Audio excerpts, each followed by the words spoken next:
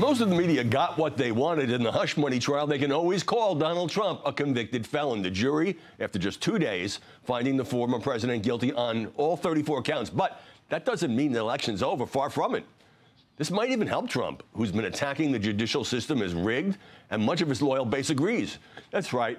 Joe Biden may have trouble beating Donald Trump despite his new legal baggage, with many Democrats privately panicking about Biden's chances as he slightly trails his predecessors. So we have a deeply divided country, with one part outraged by the Trump Commission, the other part celebrating the Stormy Daniels case, and the media completely and utterly polarized. In fact, the commentators couldn't agree on much of anything, including Judge Juan Merchan.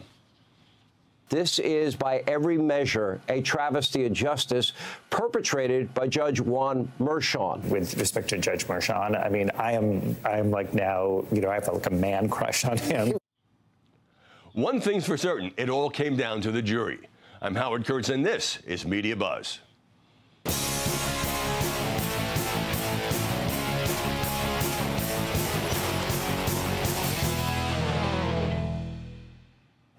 Donald Trump unloaded on various targets on Friday, taking no questions. We have a president and a group of fascists that don't want to do anything about it because they could right now, today, he could stop it.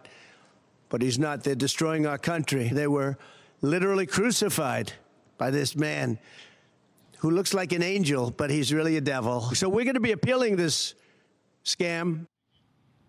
The guilty verdict produced passionate takes by the pundits on all sides.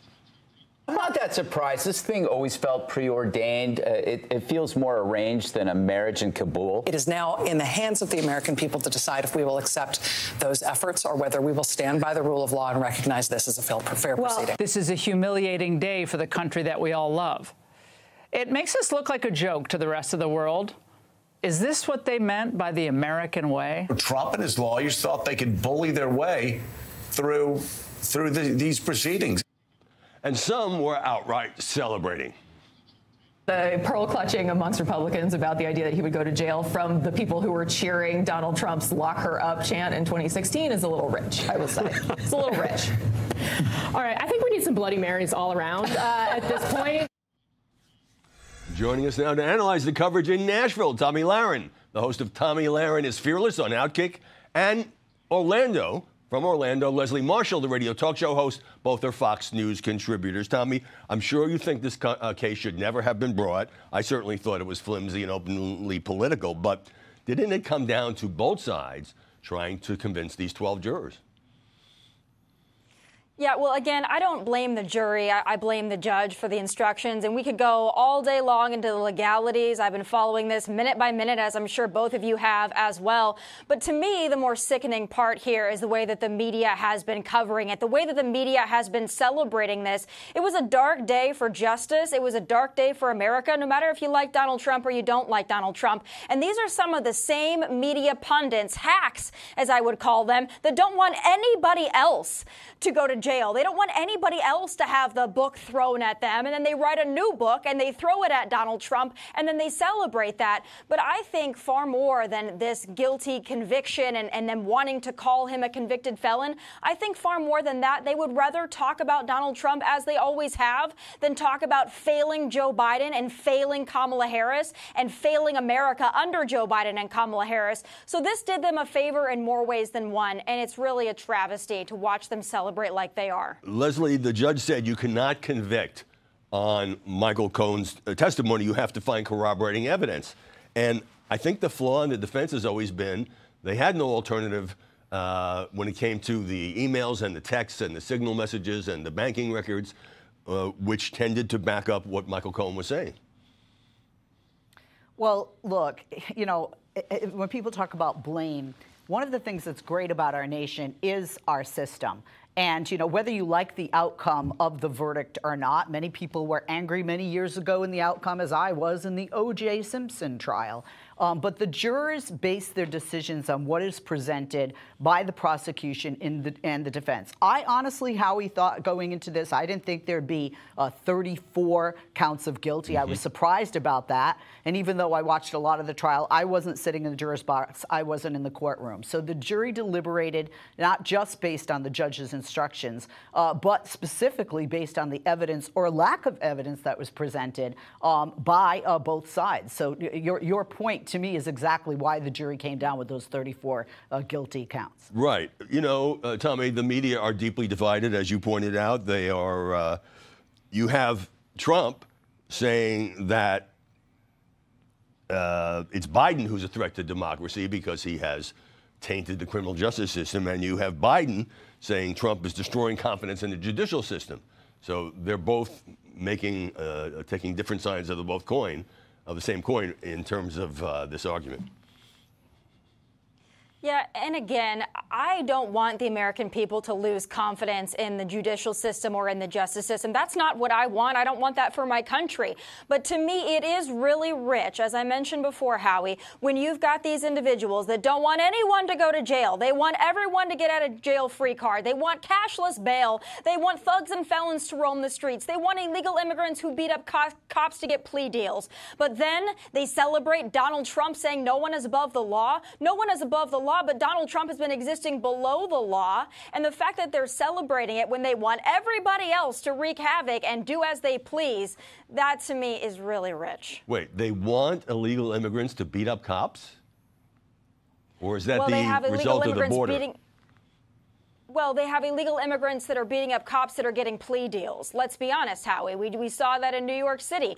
They don't take these people who even have jumped cops and attacked cops on camera. They think those people should be given the benefit of the doubt. But Donald Trump, the book should be thrown at him, even if it's a book nobody's ever read before or ever seen before. Yeah, you know, I'm kind of with both of you on this point, which is it's a sad day for our country. You love Trump, you despise Trump, wherever you are, it's kind of, 34 counts. Leslie, you're saying that was a surprise. I thought there might be one holdout, and then you'd have a mistrial. So the constant media coverage, even though it's a terrible TV show because we're just looking at text from the reporters, and then later you get the transcript, seems to me that the media will not come off this story, maybe because the ratings are good.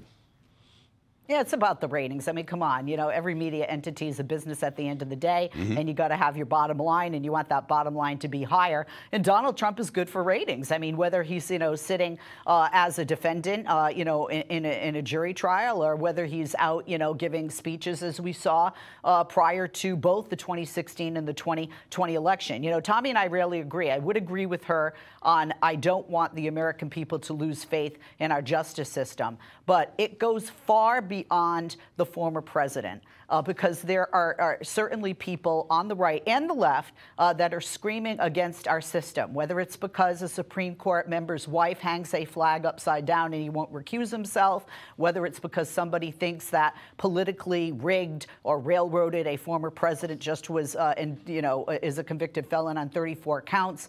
The list goes on. And I'm sure for those on the right, especially with the upcoming trials, which are actually more serious in charges, much more in serious. which I would expect, much more serious in charges. I think we're going to hear, a lot of this rhetoric. And I think both sides get angry with hypocritical statements of the other. I take the whole show just to sit here and give hypocritical statements on both sides when it comes especially to the justice system. Michael Cohen is now a hero on the left. Despite the fact that he admits repeatedly lying, despite the fact that he went to prison for lying, despite the fact that he lied to Congress and investigators and so forth. And he's been doing the rounds on MSNBC, incredibly long interview with Rachel Maddow and colleagues that went on and on and on. Let's take a look. It's the media that wants to portray me as this sort of bombastic character. It's really not my nature. He's not a bombastic character. That's a surprise to me. Although he certainly kept his cool in his testimony, but anybody who's gotten a phone call from Michael Cohen, he's unhappy, knows he's a bombastic character.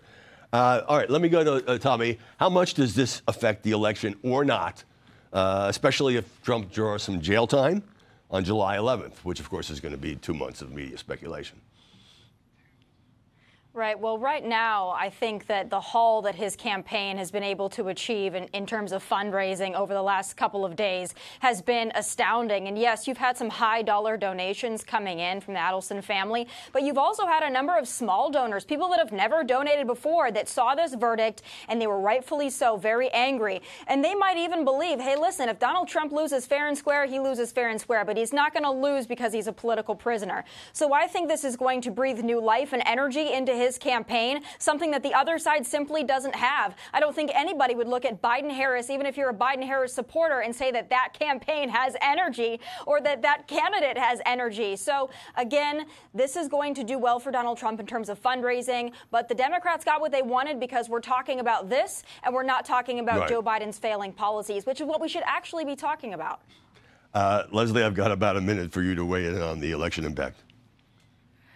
You know, look, the people that support Donald Trump are going to support him no matter what. The people that support Joe Biden are going to support him no matter what. And those aren't the people that are going to determine this election. And we've seen that for the last numerous decades of election cycles in the general election. It's going to come down to 6 states and a sliver of people, largely independents in those states. And Howie, I'm going to say you're on national television. By some of the polling I'm seeing right now, I might have been wrong when I said I don't think this is going to move the needle at all because this is not a kitchen table issue that voters on either side of the aisle or independents are concerned about. They're not concerned about the trial. Some of them are like, trial, oh yeah, heard something about that in the Northeast. But at the end of the day, what I'm seeing right now, I've seen 2 polls that have come out that are showing, and we've seen numbers like 60% of people that based on this verdict, that they don't feel that Donald Trump is fit to serve, if you will. And that may come down in November to just that 1 or 2% margin. And that is all either the president or former president needs to win or lose this. Okay, guys, stick around. We want to hear from Andy McCarthy next on the coverage of the trial.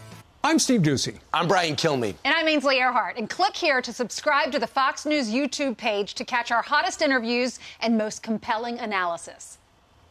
You need to watch this if you struggle with feeling heard. What's something people don't know about unlocking their desires? It's simpler than you think. Picture this. New York, rush hour, everybody's hustling, but sometimes you just gotta stop and ask for what you want. Jesus laid it out pretty clear. Ask and it's yours. Seek and you'll find. Knock and that door's gonna swing wide open. Now, I ain't talking about whispering into the wind here. I'm talking about the kind of asking with conviction, the kind of seeking like it's Black Friday at Macy's, and the kind of knocking that says, hey, I mean business. So what's the real secret? It's all about taking action with a capital A. You gotta be bold, you gotta be persistent, and most importantly, you gotta believe it's already yours. That's not just spirituality, that's street smart wisdom right there. So next time you're aiming for something, remember, just ask, seek, knock. And hey, don't just stand there, go get what you want.